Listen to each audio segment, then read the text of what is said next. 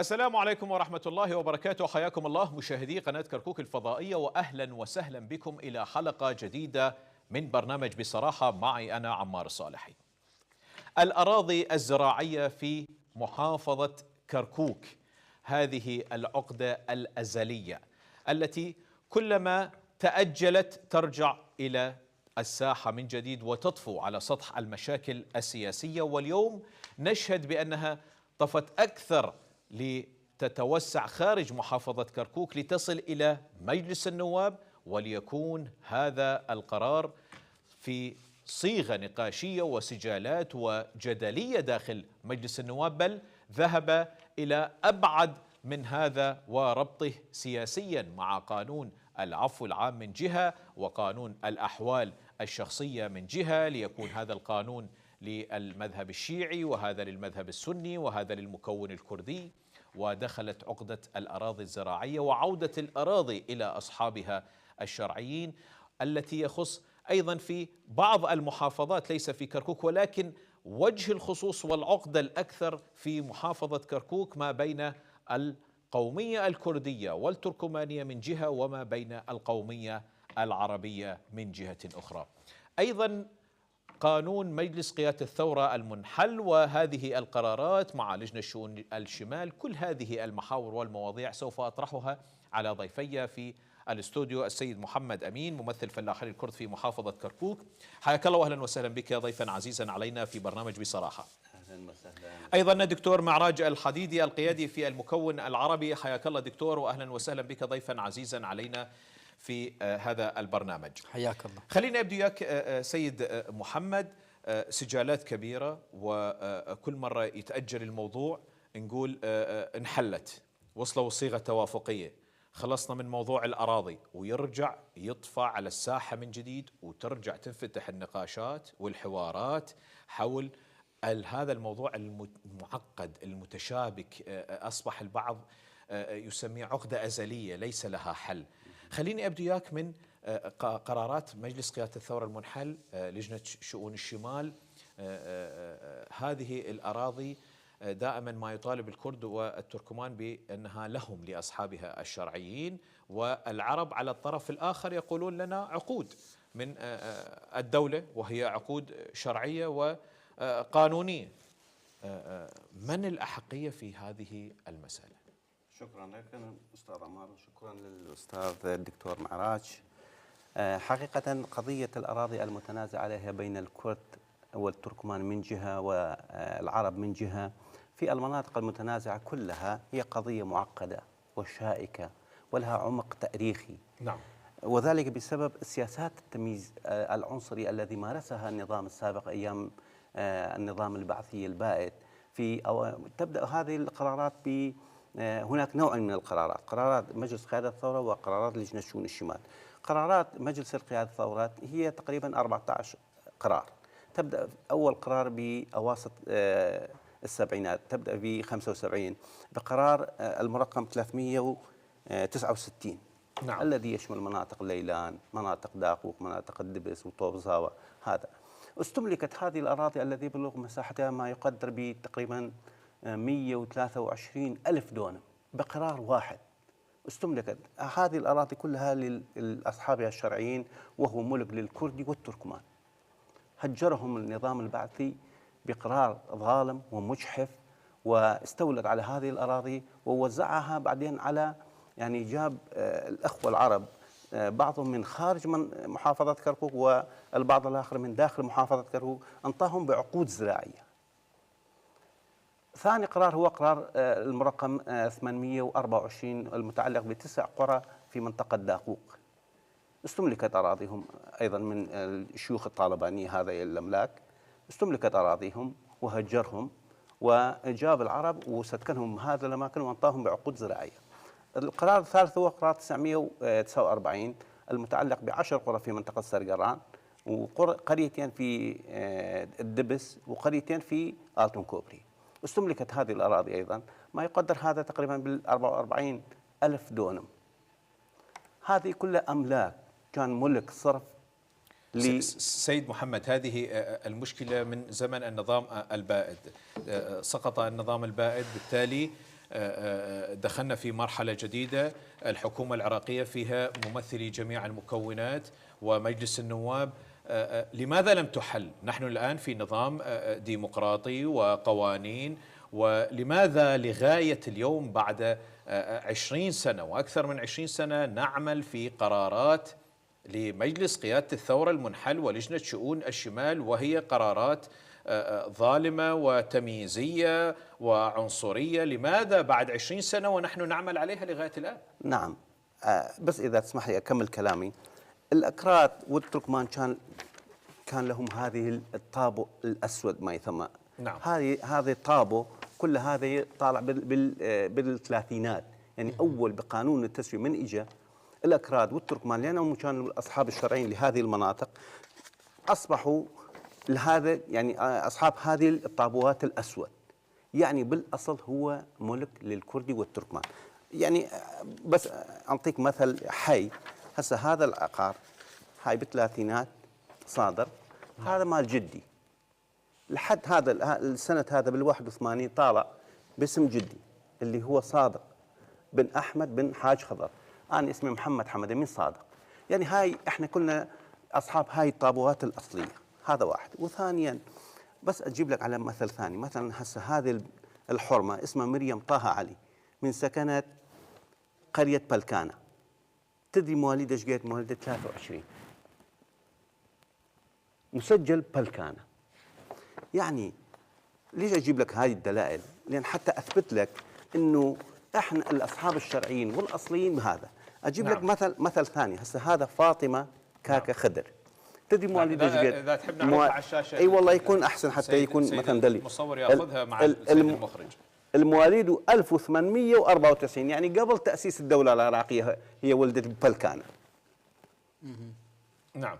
نعم. خليني اذا تسمح لي. نعم. وهذه الصور مال القرارات المجلس قياده الثوره. مثلا هسه هذا قرار 949، هذا قرار 969 369، هذا قرار رقم 12 اللي هو نعم. هذا قريتنا، هذا قريتنا.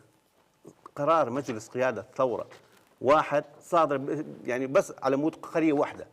نعم، بحق قرية واحدة. خليني ناخذ انطباعا سيد محمد، لكن خلينا نشوف رأي دكتور معراج. دكتور معراج، عرض السيد محمد وثائق وطابوات ودلائل على أنه هذه الأراضي هي أراضي أجدادنا وآبائنا، وهناك طابو أسود، إذن هي من حقهم.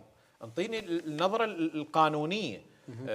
الدولة العراقية أخذتها بدون تعويض، الدولة العراقية أخذتها جزافا، إقصاء، تهميش ضد مكون معين. أكو طابوات ودلائل تخص هذا الموضوع.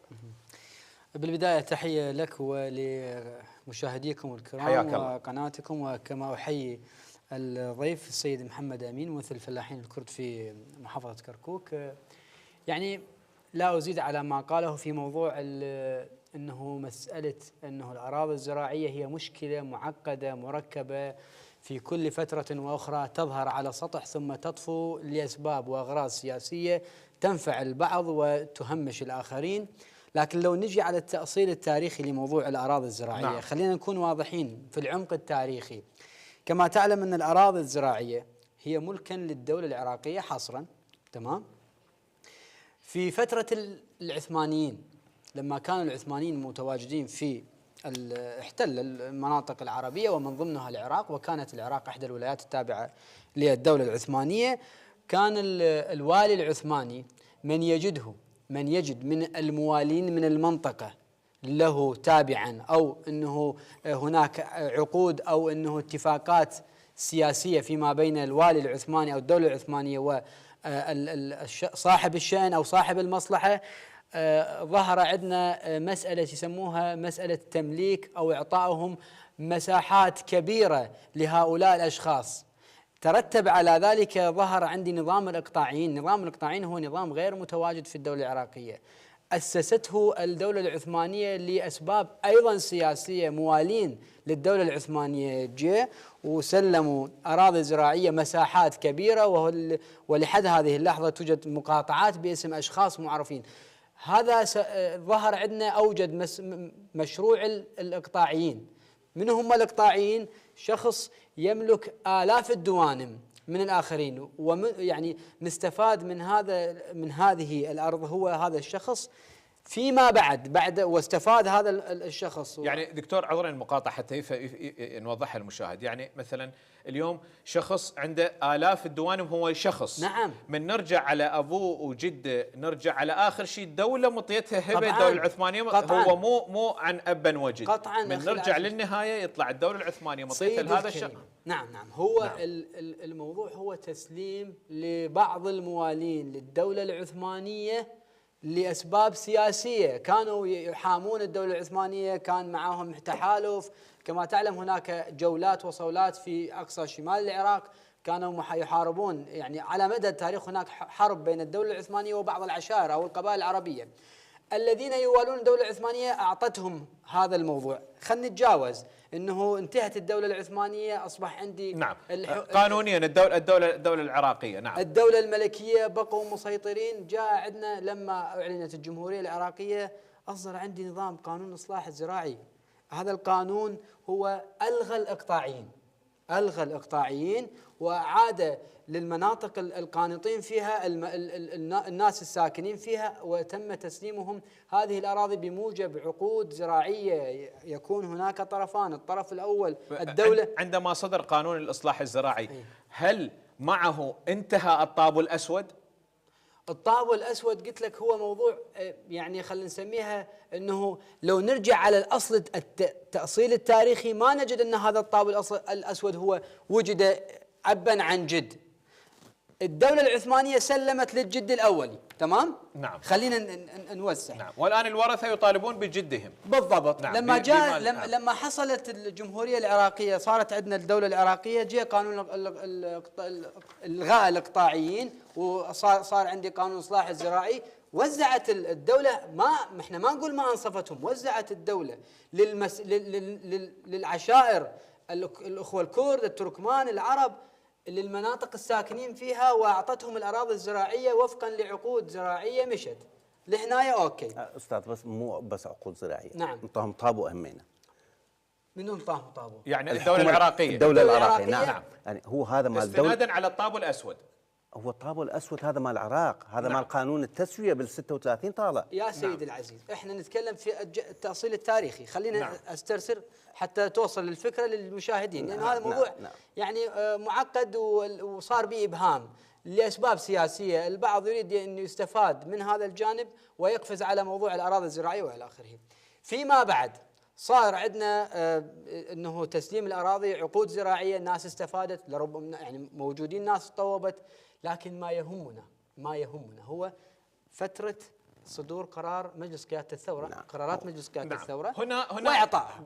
هنا مرحله انتقاليه. نعم. لاسباب سياسيه الكل يعلمها، ولحد هذه اللحظه يدفع ثمن العرب، يدفع ثمن هذه القرارات الذي يعني صدرت من زمن، في زمن النظام السابق، وكذلك القرارات التي البعض منها استملكت الأراضي الزراعية، وتحت مصطلح استملكت ألف استفهام. لماذا؟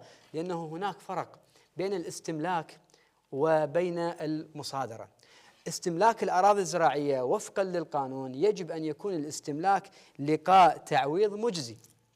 قانون مدني يقول التعويض المجزي هناك فرق أيضا داخل هذا التعويض بين التعويض العادل والتعويض المجزي. التعويض العادل أنا أستلم من عندك شيء ويعوض بنفس الشيء، لكن التعويض المجزي سيدي العزيز أكثر مما يستحقه. نعم. ولدي هناك قرارات لمجلس قيادة الثورة موجودة عندي، قرارات أنه أعطيك مثال، أنه مجلس قيادة قرر تمليك المرحلين بقطع أرض سكنية بعد دفع بدل نقدي لهم، تمام، وتسجل باسمائهم دون استيفاء رسم التسجيل. هذا واحد من القرارات.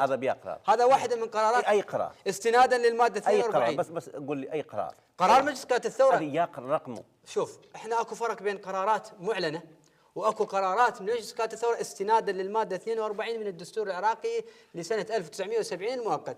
هذه القرارات موجوده، ارجع على بالقانون شيء، موضوع قانون شيء راح تشوف هذه القرارات. انا البارحه طلعته. نعم.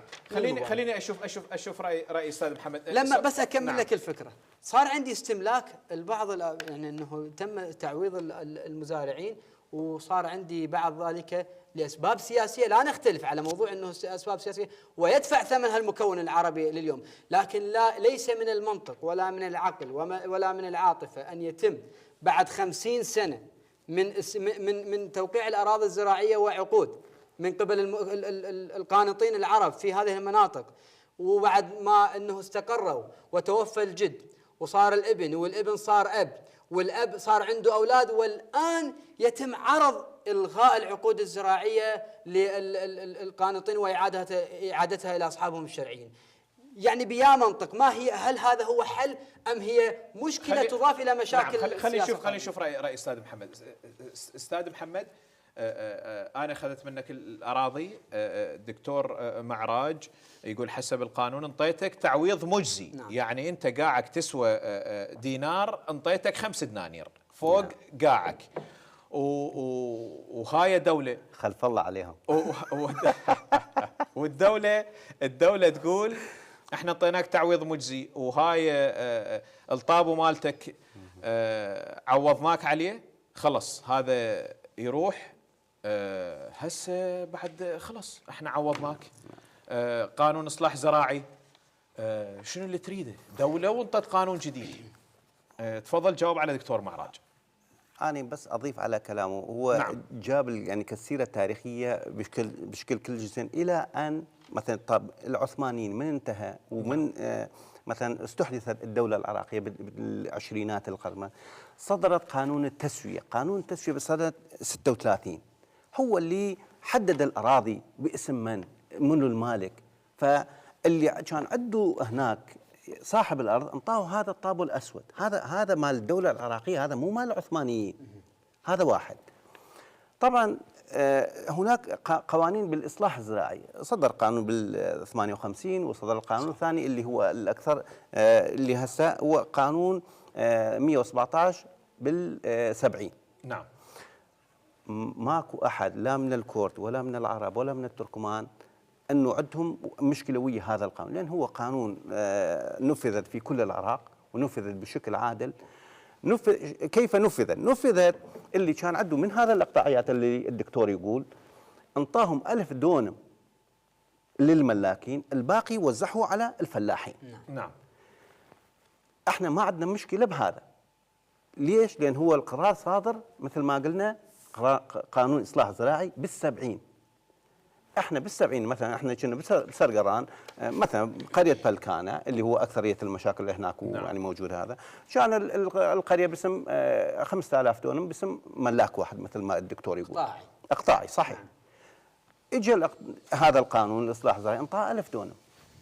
نعم. يعني هسه ماكو بالعراق كله ماكو واحد كان عايش بال70 عنده اكثر من 1000 دونم. بس اذا هو ميت يعني الورثه اذا يمكن عندهم 1000 دونم 2000 دونم او نعم.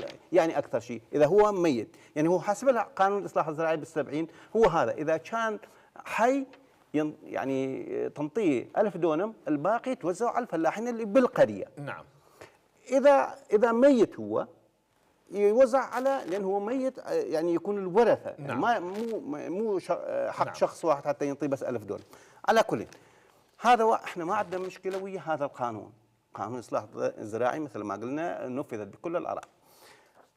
احنا عندنا مشاكل ويا قرارات مجلس قياده الثوره. نعم. العفو بس اكمل. نعم. نمشي بالوقت حتى نمشي بالوقت يستفاد نعم. المشاهد. القرار مثلا قرار مجلس قياده نعم. الثوره هو هذا. نعم. قرار مثل ما قلنا 949. نعم. يخص منطقه سرقران. بس خلي اقرا لك. نعم تفضل. مثلا تستملك الحقوق التصرفية في المقاطعات المبينة أرقامها أدنى ببدل قدره 20 دينارا للدونم الواحد، وذلك استثناء من قانون الاستملاك. يعني أولا هذا مثلا تستملك حسب قانون الاستملاك النافذ آنذاك قانون 54. نعم. بس ما يعطي حقه حسب قانون الاستملاك، يقول استثناء من هذا، هو يحدد. نعم. هذا واحد. ثانيا عندنا مشكلة ثانية ويا هذا. حسب قانون الاستملاك المفروض يشكل لجنة يكون من الدوائر المعنية من الطابو والزراعة والعقارات الدولة. نعم، الوزارات المعنية. ويكون برئاسة قاضي، يعني هو هذا قانون الاستملاك هو يفرض هذا. نعم. ويجي على هذا الأرض ويخمنوا، يعني هذا القاع ايش قد يقيم. نعم. ايش قد تسوى. ايش قد تسوى، ايش قد مثلا حقه هذا.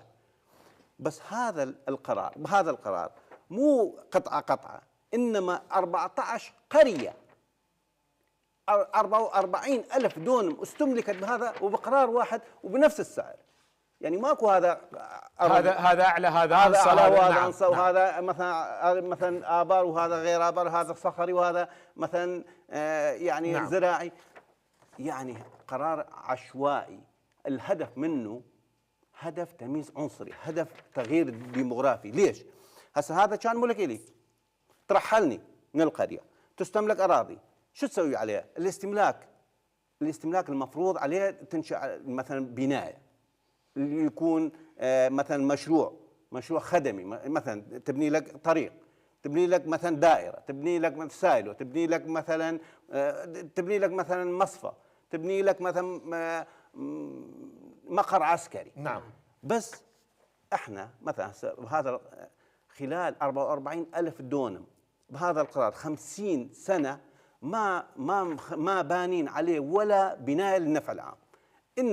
إنما بعد ترحيل الأكراد والتركمان جابوا العرب من غير مناطق وسكنوهم مناطق. نعم. وفرضوا عقود زراعية. خليني هاي النقطة. دكتور معراج، القانون ساوى رقم 949 اللي استاذ محمد شوفنا اياه، اخذ الأراضي، ما سوى بها لا مشروع استثماري، لا مشروع خدمي، لا مشروع يفيد المواطن يفيد الفلاح، لا مشروع يفيد الدولة، وإنما جاء بمرحلين عرب للتغيير الديموغرافي في هذه المناطق، وهو قرار سياسي غاية التغيير الديموغرافي. جاوبني عليه دكتور معراج. ارجع لك دكتور بس اسال، لانه عمليه الترحيل لما صارت وين ترحلوا؟ قبل ما يجيبني السيد الضيف، خلي تكون بالصوره في جميع مناطق العراق. كان لما يكون هناك، انا لا اختلف، يعني احنا خلينا نتفق على جزئيه انه القرارات سياسيه، خلينا نتفق على هاي الجزئيه، لكن ما يرهم انت بعد 50 سنه تجي تحملني قرار سياسي تصرفت به الدولة وأنا جيت أخذته. قبل ذلك لما نجي نقول أنه صار بها قرار ترحيل، وين ترحلوا؟ إلى أين؟ في كل محافظات العراق كان المرحلين يخيرون بين أنه ترحل إلى مناطق بغداد، الرمادي وإلى آخره، وأغلب المناطق يوجد في كل مناطق المحافظات يسمى حي الأكراد. هذا لما يكون هناك، لما يتم ترحيله إلى هذه المناطق يتم تجهيز. ما معقول أنا اليوم أنت تجي ترحل لي من كركوك توديني بالرمادي تقول لك روح بصحراء الرمادي دبر حالك. ماكو هيك دولة. بس هو هذا الدولة هيك مسوي. بس هو الدولة موجود حي الأكراد في منطقة الرمادي حصرا، ولدي أصدقاء من ذيك المنطقة قالوا جوي جماعة مهيئ لهم أراضي، مهيئ لهم الدفع بدل للبناء وتسجيل هذه الأراضي بأسمائهم. صار عندي ترحيل ديموغرافي ما نختلف عليه، لكن اكو بالمقابل اكو تعويض. هل يعقل انه يجي هسه، جل احترامي للمرحل عن محافظته، انا ابن المدينة واحترم الجميع، هل يعقل انه يجي اللي مرحل لمنطقة الرمادي في حي الأكراد ياخذ هناك ماخذ طاب وصرف وتعويض وجاي يرجع يطالب بحقوقه في محافظة كركوك والله على أنه أنا ترحلت، ويرحل اللي كان موجود؟ إذا احنا ما عالجنا أخي، احنا نريد علاج جذري يرضيني هو. خلينا نوصل لهاي النقطة. مستأجر ويرضيه كمعوض. نعم دكتور استاذ محمد، حتى الوقت لا يمشي علينا ونظل نحكي بجانب تاريخي، خلينا نباوع لي قدام. نعم. شنو المطلوب أن نفعله حتى نخلص من هاي العقدة؟ خلي نلقى حلول. دكتور بس وضح لي القانون اللي هسه بأروقة مجلس النواب اللي هو عودة الأراضي الزراعية إلى أصحابها الشرعيين. نعم. شنو هذا القانون وش يتضمن حتى نفهمه، حتى اللي خلينا نباوع لي قدام، ما نظل على الجانب التاريخي حتى الوقت لا يروح من عندنا. سيدي العزيز، القانون المعروض أمام أروقة مجلس النواب نعم هو واضح وبلا مزايدات نعم. أن هناك قوانين تمرر في فترة الفراغ التشريعي السني كرئاسة مجلس النواب، استخدمت لأوساط سياسية. مرر لي قانون، أمرر لك قانون، واليوم هذه القوانين الثلاثة: قانون يخدم المكون السني العفو العام، قانون يخدم المكون الكردي إعادة الأراضي الزراعية اللي بقانطيها، وقانون يخدم المكون المذهب الجعفري هو موضوع القانون الثاني. مشي لي هاي مشي لك هذه. هذا يعني واضح التوجه السياسي في داخل قبة البرلمان، انه مشي لي قانوني امشي لك قانوني، ما تمشي لي ما مشي، ويصير تعطيل. خلينا نتجاوز هذا الموضوع. نعم. القانون الحالي المعروض امام مجلس النواب، نعم. هذا القانون شنو هذا القانون؟ شنو بيه؟ الغاء العقود الزراعية. لا مو الغاء العقود الزراعية، إعادة الأراضي، العقارات إلى أصحابها الأصليين. بالضبط. نعم. إعادة العقارات إلى أصحابها الشرعيين. زين، أنت من جيت وشرعت هيك قانون إعادة الأراضي لأصحابها الشرعيين. زين، اللجنة القانونية جتي لمحافظة كركوك وشافت هالأراضي الزراعية اللي موجودة ساكنين بيها ناس، استفادوا من عندها ناس، أخذوا حقوقهم، صار لهم 50 سنة، 100 وتقريبا أكثر من 160 قرية عربية. إذا صار هذا القرار راح تنعكس سلبا، وراح يعني يختبط الحابل بالنابل. احنا في محافظة كركوك اليوم، وهذه مسؤولية الحكومة المحلية التي تريد أن كركوك تسري ببر الأمان وفق عملية ديمقراطية. أول مجلس محلي. وين هذا ال 160 قرية؟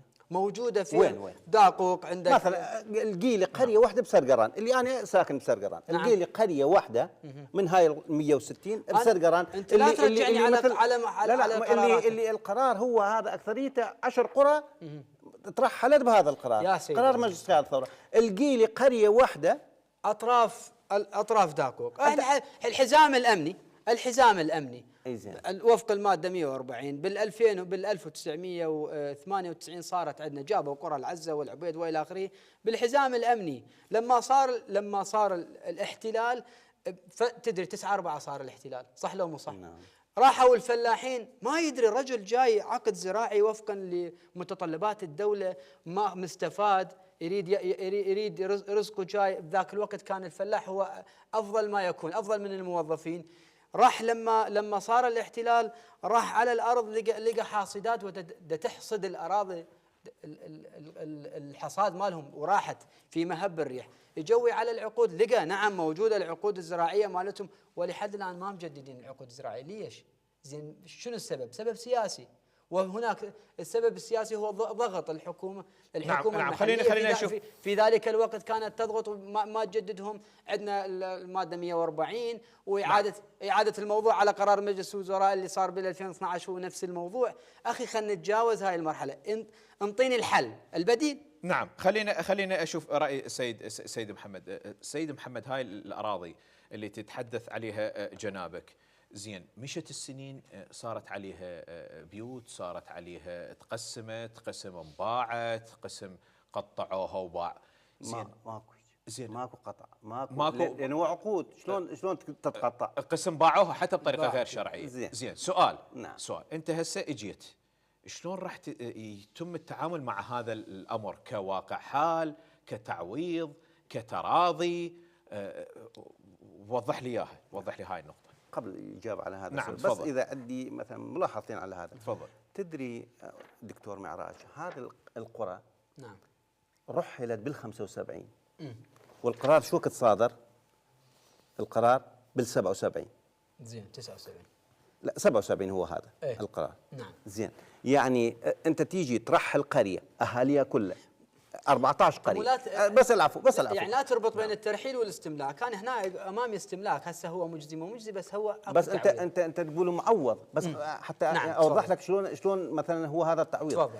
بال75 اجى طبعا انا اتذكر، انا عمري ذاك الوقت كنت موجود. انا من قرية قابركة ويا بلكانة الحدود يعني بيناتنا 3-4 كيلوات. نعم. اجوا على هاي القرى بال 15/3/75 وبلغوهم انه خلال 72 ساعه لازم تترحل هاي ال10 قرى كلها اللي 10 رمال سرقران. نعم. اترحلت. شو وقت صدر القرار؟ بال 77. يعني ورا سنتين يلا يصدر قرار. بس هذا بقرار شفوي بال 75 تطلع تهجر تهدم قريتك. وين التعويض؟ يعني هو ما اصلا ما كان موجود من صدر القرار يا اخي. شلون ما كان موجود؟ لان هو كان مرحل بال 75.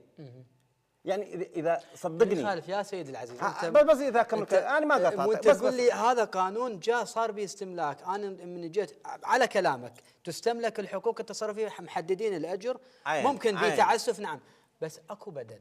خلينا يعني زين، بس انت خلينا نسمي انت تقول اكو هاي حي الاكراد بالانبار نعم. اكثريه هاي ترحلوا على مناطق اربيل. انا هذا خيارهم، هو كان مخير بين خيارين يا استاذ. بس حتى اذا خيار بوقت يعني انت اما تذهب الى اي محافظه في محافظات العراق تختار، يجيك بدل ويجيك ارض ويجيك تعويض. اذا انت اختاريت تذهب للشمال فتدري منطقه حكم ذاتي، منطقه حكم ذاتي، فهذا شغل الشمال. دكتور حتى بانبار صحيح هو كان اكو حي الاكراد، بس مو الدوله منطيهم قيعان ومنطيهم هذا، لان هو ترحلت. هو يعني شو يسوي؟ وخلال 28 سنه بقى طبعا يسكن بيها، واكثريه مثلا الطبع العشائري يسكن مجمعات او يسكن نعم قريبين واحد من بعض حتى جيران. نعم خلينا عندنا دقائق قليله نعم. استاذ محمد حتى لا يروح. شنو الافضل للقادم حتى يستفاد المشاهد والناس تباوعهم؟ تسترجع الحقوق التصرفيه نعم. لاصحابها الاصليين مهما كان. انا اقول لك تدري هذا القريه، خلي اقول لك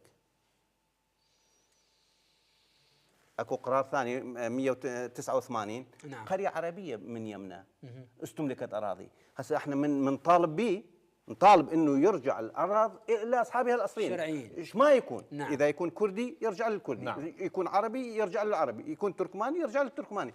يعني القرار هذا هو هذا. تعاد العقارات المشموله ببعض قرارات مجلس قياده الثوره المرقم هذا الى اصحابها بالصفه التي كانت عليها. نعم يعني نفس يعني الصفه. هو هذا القرار هسه موجود بمجلس النواب سيد محمد. نعم. منصف لكم؟ منصف حسب التعديلات اللي اجرت عليها اللجنه القانونيه. حسب التعديلات اللي اجرت. نعم. يعني انتم نعم مع منصف. تصويت هذا القانون؟ نحن مع تصويت التعديلات التي اجرت عليها اللجنه القانونيه. نعم. ليش؟ لان ترجع الاصل وتنزع هذا فتيل الازمه. لان تدري تخلق ازمه جديده. الله يخليك استاذ محمد. انا ما اخلق ازمه لا جديده. عفوا. لا اذا ما ترجع، اذا ما ترجع تسترجع الاراضي، اذا ما ترجع دكتور، اذا ما ترجع الحقوق التصرفيه والملك لاصحابها الاصليين. انا شلون مثلا هسه انا اذا ما اسوي مشكله لان انا راضي؟ انت لا اخو مو راضي، بس حلول اخرى. اكو انا ما اريد مشاكل الدوله. اكو حلول نحن نتعامل مع الحلول. انا اقول لك الحلول موجوده بالقرار. نعم. الحلول موجوده. اذكر لي اياها سيد محمد. يعوض الفلاحين المتعاقدون الملغاة عقودهم اللي مسوين عقود ويا الدولة. اي نعم. طبعا هذا يقول بعد ما ترجع هذه العقارات الى اصحابها الاصليين. نعم. انا اللي تعاقدت ويا الدولة. اكو ناس يتضررون فعلا. هاي الفلاحين نعم. شلون تعوضهم؟ يعني هو هذا ضمن القرار اللي موجود. ضمن القرار. نعم. ابرام عقود زراعية في محافظة كركوك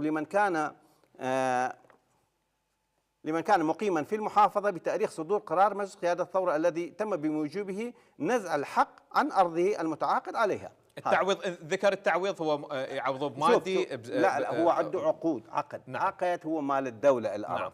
بس هو يتعاقد مثلا هاي السنة أنطيك، السنة الثانية أنطيك، الخمس سنوات أنطيك، بعدين هو حق الدولة ما ينطيك بهذا المكان. يقول مثلا يعوض بمكان ثاني. راح يروح هذا واقع. نعم. هذا اللي كان وين؟ اللي كان مقيما يعني بكركوك. نعم في كركوك. أهل كركوك مثل ما قلنا. بس اكو ناس جايين يعني من خارج محافظة كركوك. نعم. إبرام عقود زراعية ضمن محافظة مسقط الرأس. يرجع على مسقط. يرجع لمكانه. نعم. وينطيه القاع. مثلا عندك 100 دونم هناك ينطيك 100 دونم بمسقط رأسك. نعم. العفو بس أكمل. نعم. يعني هو إذا شوف قيمة المشيدات والمزروعات والمغروسات والآبار على أساس قيمتها الحقيقية وهي قائمة. يعني ايش قد ما عندك أنت هاي البناء عندك البير، كل شيء اللي أنت صارف عليه الدولة يعوضك. خلي بس إذا تسمح لي على هذا الكلام. نعم. على هذا القرار. نعم. كان اكو عقود زراعية ب 98 أخذوا عقود زراعية. البعض من المناطق المحاذية راحوا صار الاحتلال ما رجعوا على اراضيهم، لانه يعني استملكوا بقوه الواقع الحال، ما نقول بانه بطريقه يعني عمليه سياسه الدوله. لما رجعوا مشوا على لجنه الماده 140 وجت عليهم تعويض. نعم. تدري 450 دونم ايش قد اخذ تعويض؟ 450 دونم، وانا اقول لك هاي المعلومه عندي انا. نعم. انا جزء من هذه المعلومه. 450 دونم اخذ 10 ملايين فقط. زين هذا ما يجرني على نفس التصرف اللي كان بذلك الوقت، من يقول لي استملاك يحدد المبلغ 450 دونم 10 ملايين اخذنا تعويض فقط حصرا. نعم. زين ليش؟ هنا اكو نقطه اللي وهسه اذا اقيمها راح تسوى فلوس. نعم. هسه الدكتور ما يقول نعم. بس على الوقت يمشي، خلينا ناخذ معلومه بشكل مجزي وش قد ما هو يريدون الدوله. بس هذا مو مشكلتي، هذا مشكله الدوله. نعم. طيب زين نعم. ليش ما زين خلي احنا ليش نخلق شرخ مجتمعي يهدد السلم المجتمعي في كركوك؟ دكتور هذا اصبح انا الدوله واقع الحال، اسمح لي بس واقع الحال يفرض علي انه اتعامل مع الواقع الحالي. اليوم الاراضي الزراعيه اللي موجوده في عمق المدينه بعيدا عن الخارج، الاراضي الزراعيه في عمق المدينه كلهن تجاوز، تمام لو مو تمام؟ اغلب الدول المشكله تجاوز، لكن الدوله تعاملت بواقع الحال، جابت لهم مجاري وسوت لهم تبليط والامور مشيت. شلون راح يتعامل ويا هذا الموضوع؟ يتعامل ويا واقع الحال اخي، يعوض صار عليها بناء. الفلاحين الموجودين يصار الى تعويض الاخرين. اجي على شيء واحد. نعم. انه الدكتور وافق انه هذه التغييرات صارت ما نختلف عليها، نتحمل اليوم بدوافع سياسيه. نعم. يعني دوافع تغيير ديمقراطي. هذا الدستور العراقي. نعم. صح ولا لا؟ احنا اللي كنا صوتنا عليه. نعم. الدستور العراقي بالماده 23 نعم. بعد عندي دقيقتين، اللي عنده فكره يحب يذكرها يحظر التملك لاغراض التغيير السكاني. نعم. بس اشرح لك هذا الفقره. نعم. انا شنت مالك هذا القاع، هجرتني واستملكت اراضي، تجيب واحد من غير قوميه تيجي تسكنها بيوتي ويصلي بجامعي ويزرع نعم. اراضي، هذا مو تغيير ديموغرافي. نعم. هذا مو استملاك. نعم. خلينا الدكتور. يعني هذا القرار هذا القرار مخالف لهذا الدستور. استاذ هذا القرار سابق، الدستور اجى عدل هذا القرار واحنا ما نختلف نعم. عليه. لا. الدستور 2005 عليه لازم هذا القرار تلغى. نعم. لكي تسترجع الأراضي إلى أصحابها الشرعيين مهما كان. دكتور معراج، الممثلين في محافظة كركوك كعرب كسنة راح أمام هذه المسؤولية راح يوافقون على تمرير هذا القانون لو لا؟ من هذا يقبلون عليه واحد مقابل واحد، عفو عام مقابل هذا؟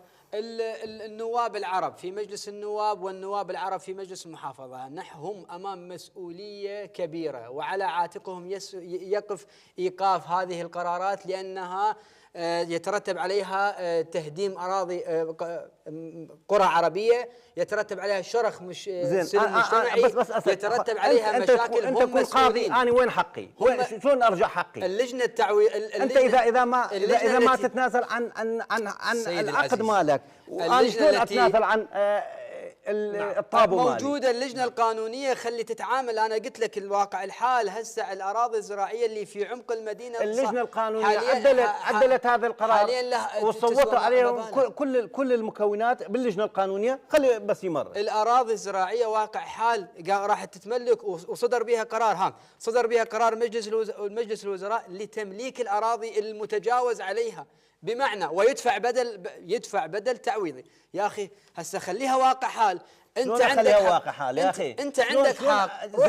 خلي الدوله تعوضك تعويض مجزي. انت عندك حق تقول عندي حق. وليش ما يرجع لي حقي ارضي قاعي؟ يا اخي ما انت راح تهدد السلم المجتمعي. العربي راح يكون الكردي والكردي يتلاغى العربي. اتعجب الملك هذا اذا تستملك مني وتاخذ مني، اذا انا ما اسوي مشكله، بس اذا بس العقد يعني تلغى وتعوض، هذا يسبب يعني يهدد السلم الامني. نعم يهدد. يا اخي 160 اكثر من 160 قريه، انا راح انت بهذا القرار راح بشخطه قلم راح يجي يلقى له مأوى اخر، وهو يترتب عليها 50 سنه سابقا. وين حقي؟ وين اخذ حقي؟ انا وين اخذ حقي؟ اخي انت اغلب بس قول لي وين اخذ حقي؟ الطابو مالي وين هذا؟ انا قلت لك اغلب الاستملاكات هم معوضين تعويض مجزي ما تعويض مجزي، هذا شغل الدولة. انا استاذ محمد والله بس انطيك القرار رقم 12. مجلس العرب في مجلس النواب هم امام مسؤوليه مصيريه لجماهيرهم، يجب ان ياخذوا هذا الموضوع على عاتقهم،